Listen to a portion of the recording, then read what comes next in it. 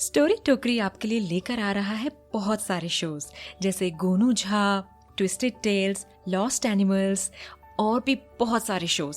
और ये सब आप सुन सकते हैं storytokri.com पर या फिर Amazon music, Spotify, Gaana, Jio Saavn, Apple podcast and many more platforms.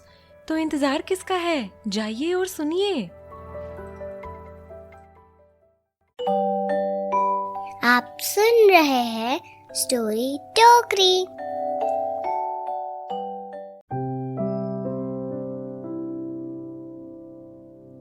बंद आंखों से देखे गए सपने आंखें खुलते ही धुंधला जाते हैं, लेकिन खुली आंखों से देखे गए सपने हर दिन जहन पर गहरी और गहरी छाप छोड़ते जाते हैं, तब तक जब तक वो पूरे नहीं हो जाते।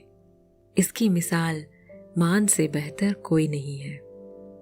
कहानी शुरू होती है जब मान 10 साल का था। वो एक गांव में अपने माता पिता और 6 भाई बहनों के साथ रहता था। अक्सर 10 साल की उम्र सुनकर मन में यही विचार आता है कि बच्चा स्कूल जाता होगा, लेकिन ऐसा नहीं था। मान और उसके भाई बहन में से कोई भी स्कूल नहीं जाता था। ऐसा नहीं था कि गांव में स्कूल नहीं था या फीस देने के पैसे नहीं थे। एक स्कूल था, वो भी सरकारी, तो फीस की कोई दिक्कत नहीं थी, पर स्कूल दूर बहुत था।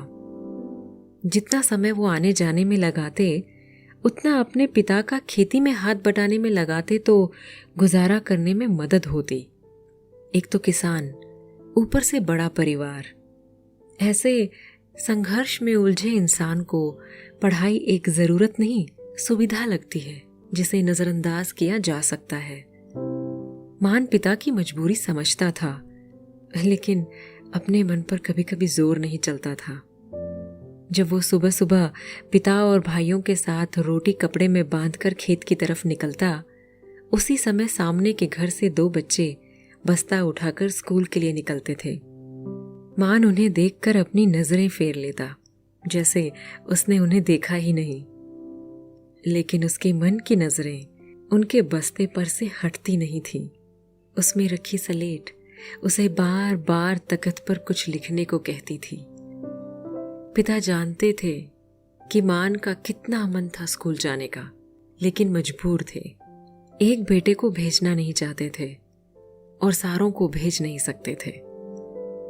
एक दिन मान अपने कुछ दोस्तों के साथ पास के गांव में मेला देखने गया। रास्ते में स्कूल पड़ता था। जैसे ही स्कूल आया, मान के पांव अपने आप रुक गए। फिर जाने क्या आया उसके मन में कि वो स्कूल की दीवार पर चढ़कर बैठ गया। उसके दोस्तों ने आवाज लगाई, पर उसने ध्यान नहीं दिया। बहुत बुलाने पर भी जब वो नहीं आया तो उसके दोस्त भी उसके साथ दीवार पर चढ़कर बैठ गए। मान बिना पलके झपकाए खिड़की के पास बैठे बच्चों को देख रहा था। किसी को समझ नहीं आ रहा था कि आखिर वो क्या सोच रहा है। वो एक दूसरे से पूछ ही रहे थे कि अचानक मान के मुंह से निकला, एक दिन मैं अपना स्कूल बनाऊंगा। सुनते ही उसके दोस्त एकदम चुप हो गए। कुछ पल की खामोशी के बाद वो सब ठहाके लगाकर हंसने लगे। एक ने कहा, ये देखो, जिसे स्कूल लिखना तक नहीं आता वो स्कूल बनाएगा। तभी दूसरा बोला, तेरे कहने का मतलब ये है कि तू पहले स्कूल बनाएगा और फिर उस स्कूल में पढ़ने जाएगा? मान ने उनकी तरफ देखकर कहा, नहीं, मैं नहीं, मेरे जैसे बच्चे पढ़ेंगे वहां, जो दिन में ना सही शाम को अपनी पढ़ाई के लिए समय दे सकते हैं। और हाँ, मुझे भले ही स्कूल नहीं लिखना आता, लेकिन तुम देखना, मेरे स्कूल में हजारों बच्चे अपनी किस्मत खुद लिखेंगे। उसकी बातें सुनकर उसके दोस्त और जोर से हंसने लगे और उसका मजाक बनाने लगे। मान दीवार से नीचे उतरा। उसने हथेलियों से मिट्टी झाड़ते हुए कहा, बुलाऊंगा, तुम सबको बुलाऊंगा, जब उद्घाटन होगा तब बुलाऊंगा। और ऐसा कहकर वो वहां से चल दिया।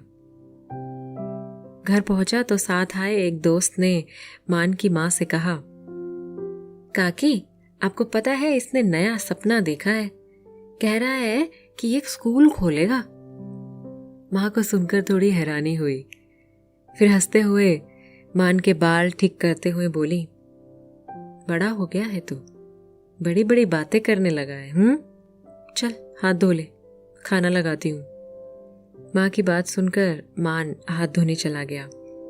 फिर पीछे मुड़कर माँ से बोला, वो एक लाल सा धागा होता है ना, वो जिसको काटते हैं उद्घाटन पे, वो तुमको ही काटना है। और ऐसा कहकर चला गया।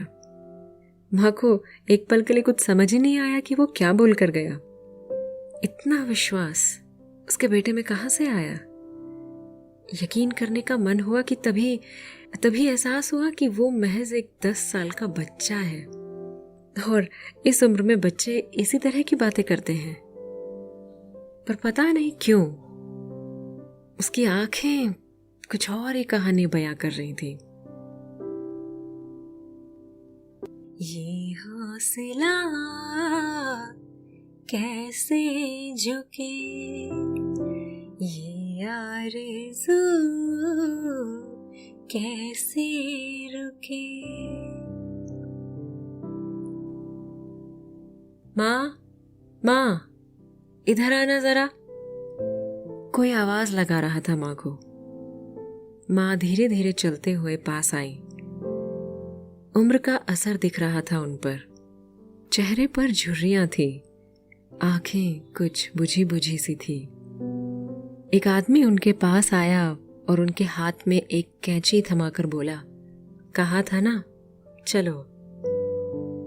चारों तरफ सजावट थी, अनेकों लोग थे, पर चर्चा सिर्फ एक की, उसकी जिसने 30 साल एक सपने को पाला। 30 साल लोगों की हंसी से अपने इरादों को मजबूत बनाया। वो 10 साल का लड़का 30 साल बाद अपने सपने को जी रहा था। वो जो खुद कभी स्कूल नहीं गया, जाने कितने बच्चों को स्कूल की राह दिखा गया।